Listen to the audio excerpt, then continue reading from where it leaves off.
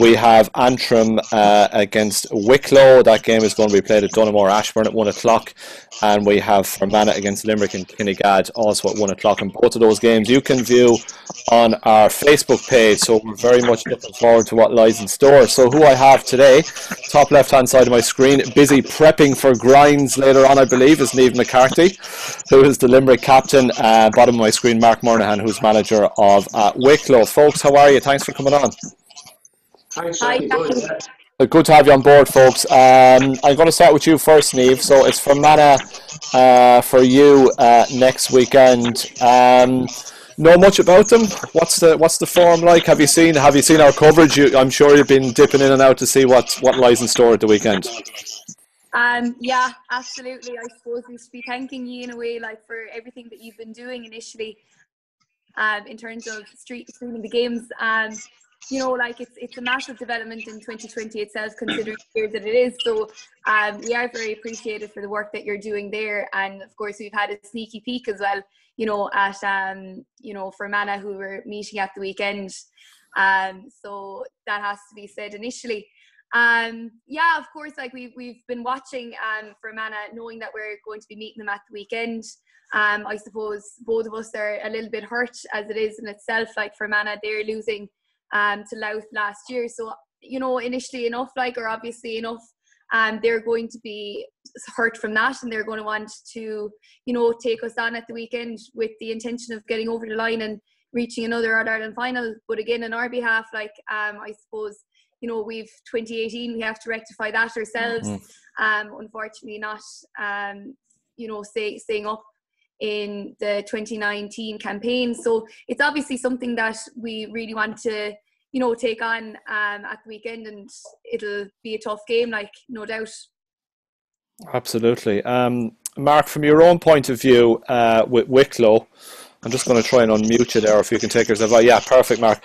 So, as Niamh alludes to there, Limerick were junior champions in 2018, went up to the intermediate grade, came back down, whereas Wicklow backed down from the intermediate ranks into junior. So I presume the motivation among the group, Mark, is to get back up as quickly as you can.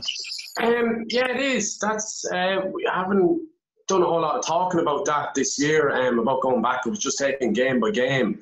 But look, everyone wants to climb the ladder from junior to intermediate and go as high as possible, because the games get more competitive, etc. But look, they're there, and they just have to get on with it and try our best to get out of junior. But also, look, Limerick, Fermanagh and Antrim will be trying to do the same as well. So we're all in the same boat.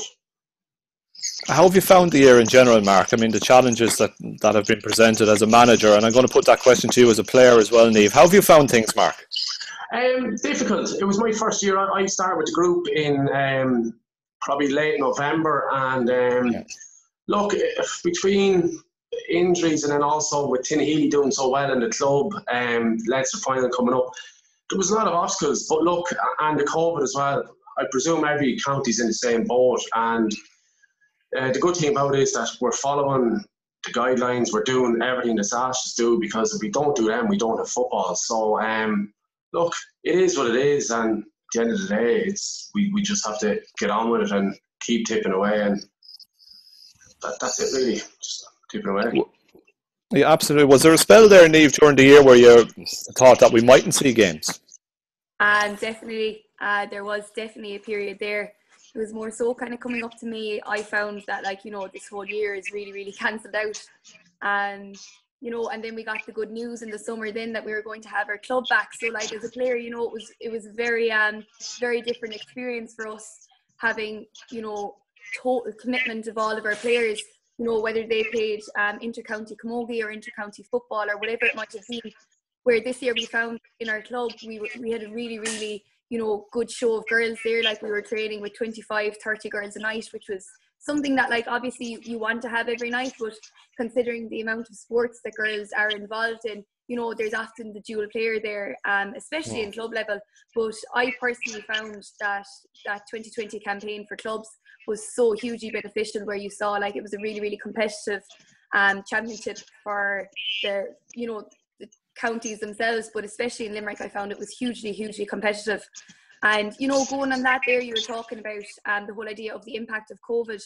And I actually thought that, now I know that like we're so lucky for these games to come back, but with the impact of COVID, I actually thought myself that having that club scene for those 7 or 8 weeks, you know, a lot of girls got a lot of experience in those weeks, working on their skills, you know, on the training pitch, but also getting to use, you know, those skills again in matches. And some of those girls mightn't have been getting the matches in the inter-county scene. So I just feel like a lot of the girls now, they're very much so like blooded, and we're rearing to go. Like, I suppose you appreciate your football a lot more when it's taken away from you, you know, on a Thursday evening, whatever it was back in March. Like, we really do appreciate our football. And I suppose that's a driving force in itself, where you want to work hard and, you know, you want to stay in it as long as you possibly can, because you're just so appreciative of it now. Mark, what kind of preparation has the games against Fermanagh and Carlow been coming into a semi-final for you guys? They've been 2 tough games. Carlow, obviously, the first round championship, and it was so long since we played a match, so it was hard to know. And between nerves and a bit of rustiness, we kind of kicked on the second half against Carlow. It was proper shootout between 2 attacking teams. Fermanagh was a completely different test. It was really, really tough. It was probably a lot of tactics, and obviously the conditions as well was a bit wild. But look, there were 2 really tough games, and we had the 3 weeks off there. Obviously, we couldn't play challenge matches, but look, the game should really set us up for the semi-final. Now, obviously, Antrim will be a good test as well, so we just have to just see how we go against Antrim. Do you know much about them, Mark? To be honest, I don't know. And I've obviously seen their games, obviously with the live stream, which is brilliant. Gets a chance to look at all the teams. I don't know a whole lot. Now look, they're decent. They're decent. They're a very good team. And they're in an All Ireland semi-final, and they're obviously gunning for an All Ireland place. So we're in their way and they're in our way. So someone has to give way on Sunday. Mark, we have a piece running at the weekend with Niamh McCarthy, who's been in sparkling form. She does a bit of work with 53-6, who've been doing a bit of work behind the scenes. All will be revealed on that next week. Maeve was making the point that she had a very serious injury earlier on in the year, and you know, she was involved in a bad accident. So to have her back must be absolutely brilliant. It is. It was kind of, she was out for a while and was trying to mind her injury, and Maeve is Maeve. She wants to play, but it was just kind of timing it and also the recovery as well. But Maeve is brilliant. She tries things in trainings that when they come off, they're brilliant. When they don't, you kind of want to get onto her. But look, she's an excellent player. She knows where the goals are. She's kicking frees off the ground. She's a proper forward, and if she gets a chance or gets a few yards, she'll cause damage. But she is a very good player. Absolutely, she is. Niamh, in terms of where you are, and as you mentioned, that recent form in the junior championship and winning it 2 years ago, you can obviously rely on that as a good memory to have. But fast forward 2 years, and we're in a much different environment as well. How have you found the year yourself in terms of dual commitments, the work you're doing? You know, just trying to get by in the times that we're in. Yeah, I suppose it's been different, obviously, with the COVID. Like, you know, it's a year that nobody ever expected. Stepping back from work, so like, I'm a secondary school teacher, and to be told that, as I said on that Thursday, that you're not going to go back to school. I mean, like, the media, all right, got to have a go with the teachers there, but like, we're absolutely delighted to be back in school. So taking work away, taking your football away, it was just a really, really hard year. So I suppose we were spending a lot of time with family there, and luckily enough, we've our 2 golden retrievers now. The poor things like were walked morning, noon, and night, but it was really, really difficult. I suppose it gave you maybe an insight back into your family life, and, you know, to look at your values again and to reassess like where you are and what you're actually doing. So like, you know, the months and the weeks kind of, I suppose, quickly built up in themselves. Like, eventually we kind of got to move out of the country, so we were back to the beach every now and again. Like, but it was really, really hard. and I suppose like the support network that you surrounded yourself with was so important. I know as well, like you had some fantastic, say our S&C Steve McMahon with us with Limerick, who's brilliant. You had gym programs there at the ready, so unfortunately like the gyms weren't open, so it wouldn't have been strange for you to see myself and my sisters hanging off the table trying to do a pull-up. You know, and you had running programs here, but it was really tough, I suppose, mentally, like to keep doing those running programs not knowing if you're going to go back into championship. So it was a real mental test in itself. So like I'm obviously delighted to have my football back and to be back in work, and you know I know I'm lucky, one of those lucky ones who have that going for them. But of course, like it was a really, really tough few months, and hopefully now we're going to see the back of it in the next year at least, with the vaccine coming out. Hopefully, yeah, very much so. We live in hope anyway, and this time next year I'm sure things will be a lot different as well. Mark, obviously you've had 2 group games, but is there a different mood around the camp this week, bearing in mind that it's straight knockout from now on? And not that it wasn't, there was a huge element of that in the group games as well, in terms of, you know, it's very much one strike and you were possibly out there as well. But this is it, you know, All-Ireland semi-final. Do you detect a different mentality about the girls this week, that they're very much focused in on the challenge that lies in store? Yeah, definitely. With the group games, like you, I wouldn't say you could afford to lose one game, knowing you had still a chance, but you want to win every single game that you do play. With the 3 weeks that we had off, it was a blessing, because the girls carrying a few knocks, it gave us time to get them right, and just mentally, the girls are in a good place, because look, it's win or nothing now at this stage. That goes for the same to 3 teams. But the 3 weeks have been absolutely brilliant. The training, there's some kind of a buzz. I've been saying it to a few people the last couple of days. There's a buzz in the training, and I haven't seen it all year. So I just hope on Sunday the girls bring that intensity that they have been doing the last 2 or 3 weeks to Antrim, because if we do that, we're definitely in with a serious shout, but obviously we will have to do that. And look, as I said, roll on Sunday. It's just counting down the days now. Absolutely. What's pleased you most about what you've seen from them over the first couple of games, Mark? Well, they're an honest bunch. Anything we've asked them to do, they've done it. There's no egos in the camp. There's no one pulling against the group. We have a small panel. I think we've only 24 players on the panel this year, since we started back, and it's just there's no groups within the group. They're all pulling the same direction, and as I said, they're as honest, they're hard working, and they're actually a dream group to work with, because they just want to play football, and there's hard work to be done. They'll do it, and there's plenty of talent in the group as well. So said, I kind of have the easy job.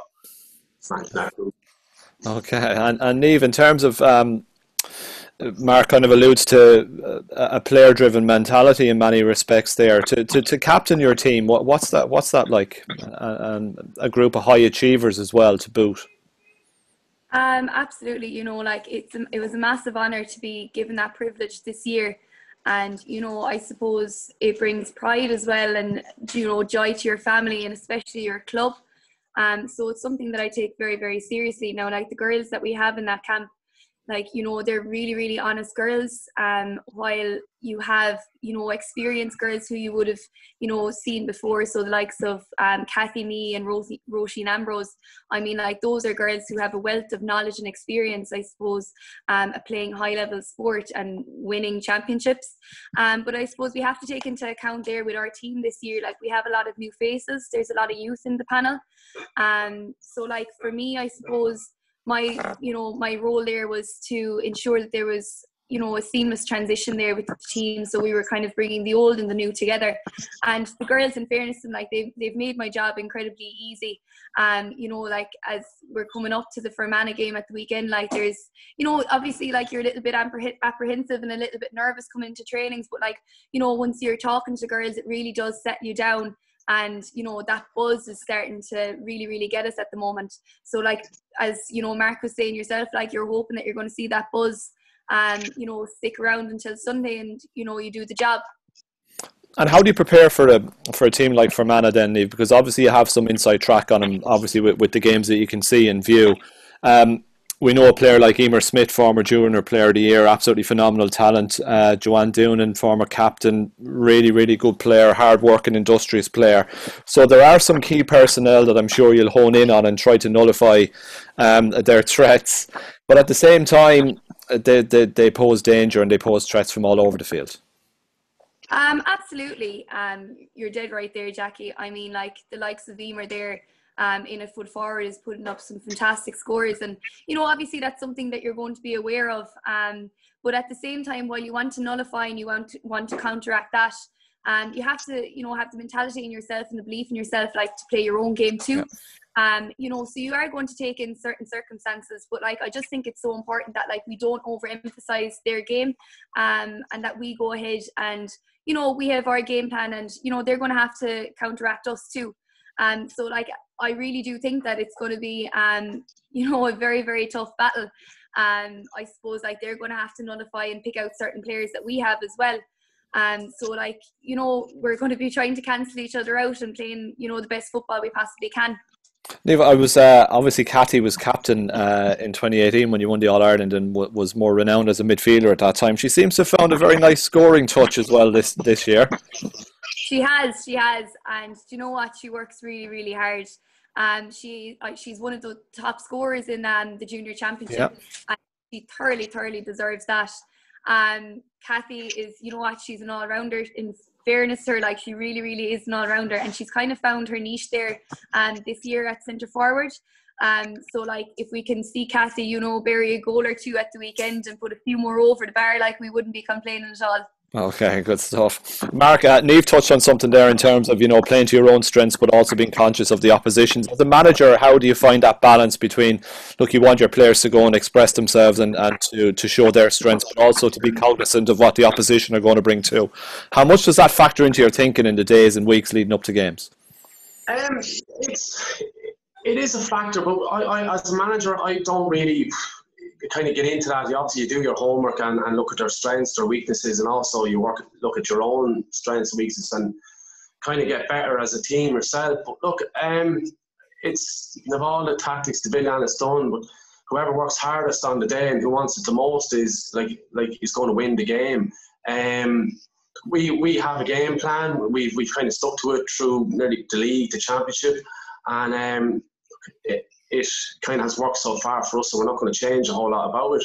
And it's just, as I said, letting the players just go out and express themselves on the day. I know nerves and all will be there, but we just ask the players for an honest effort and leave everybody on the pitch 60 minutes, and that's if players start or players who come on, and that's all a manager can ask for. And if players do that, you will be in a serious position towards the end of the game to win it. So look, that's all we ask of the players.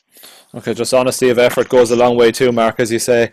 Mark, how different has it been logistically in a year like this to manage a team? You know, you've had previous experience of managing teams in many instances.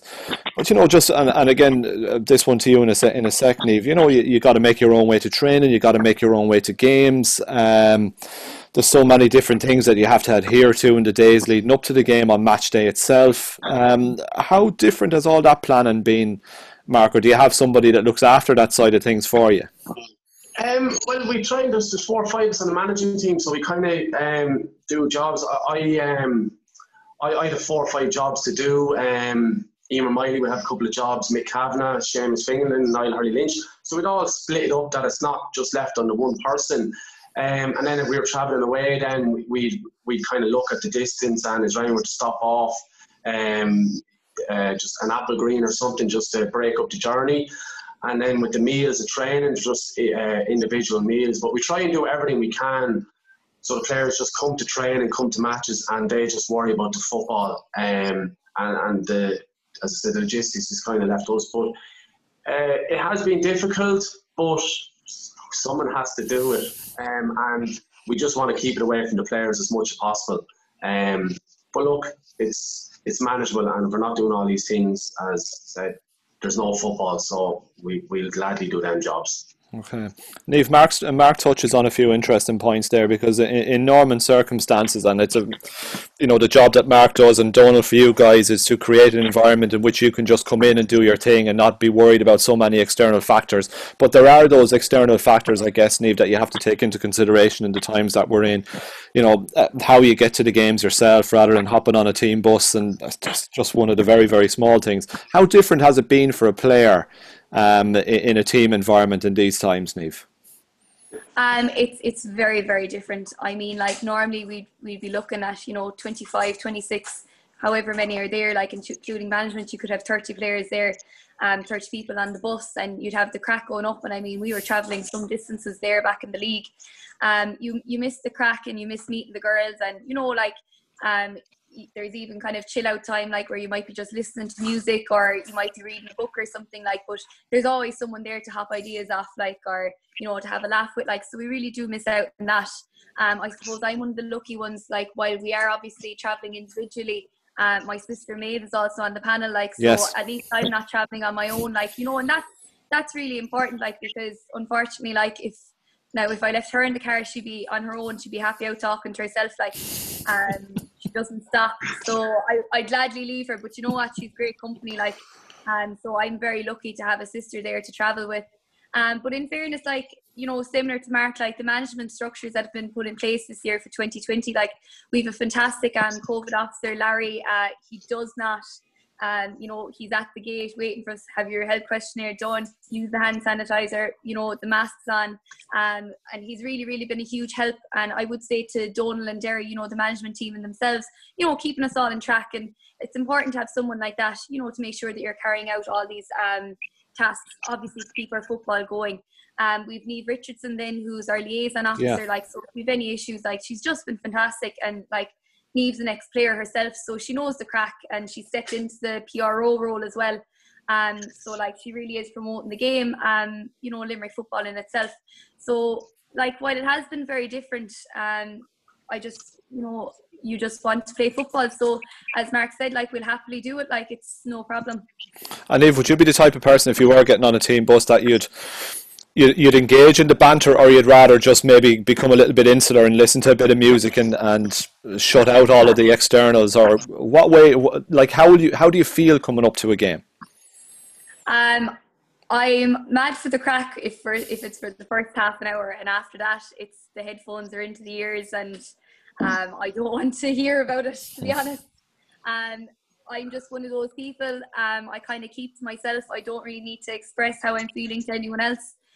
Generally it could be music that I'm blaring, or generally I'd have a book open of some sort, just to take my mind off the game. Like, you do enough preparation in the week. Sometimes it's just so important, like, those minutes before, well, I should say hours before the game, like, that you just need to switch off and forget about it for a while. And you do so much focusing as it is coming up to the week, and you really have to give yourself those 40 minutes in before the match. And like, it's a long 65 minutes, and after that then it's you can turn off, and there's no reading and there's no music. Then after that it's only a bit of crack with the girls, like, and normally we head off for a bit of food, like, which is slowly missed. Like, we don't even have that anymore. But it is very different, but that's the kind of player I am. I don't want to hear about it before the game, like, but after that I'd be mad for the crack and the chats, and sure to go back and watch it and see what did you do well and what could you improve the next day. Like, they're important things to take away. Like, a win is great, but you can always improve, like, you can always do better.